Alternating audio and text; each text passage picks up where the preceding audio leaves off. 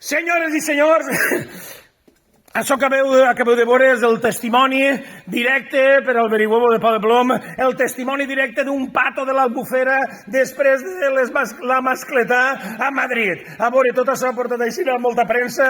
Mascletà a Madrid, aquello fue precioso, me caguen, diu, apoteosis, su puta madre. I tot això ve per les declaracions, lo del pato, per les declaracions que s'han fet molt populars de la Isabel Díaz Ayuso, que està loca!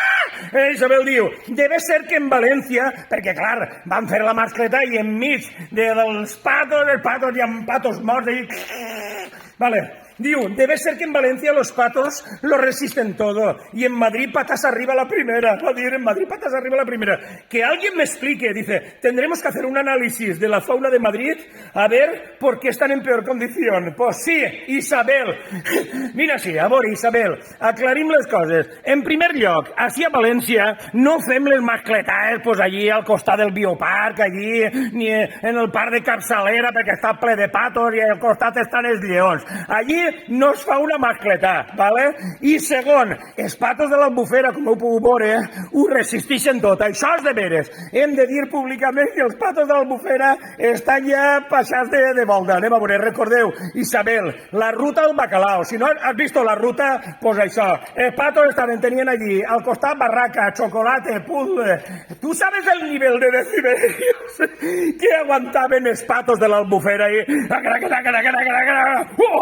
Bombas, què dius, chico? Els patos estaven ja, els patos aguantaven de tot. I després, a banda del volum, ¿vale? Si hasta Chimo Bayo tenia patos en sa casa, jo què sé. A veure, anem a veure. N'hi ha una notícia que ja van registrar del año 2010 que dice, un estudio detecta restos de cocaína y éxtasis en las aguas de la Albufera.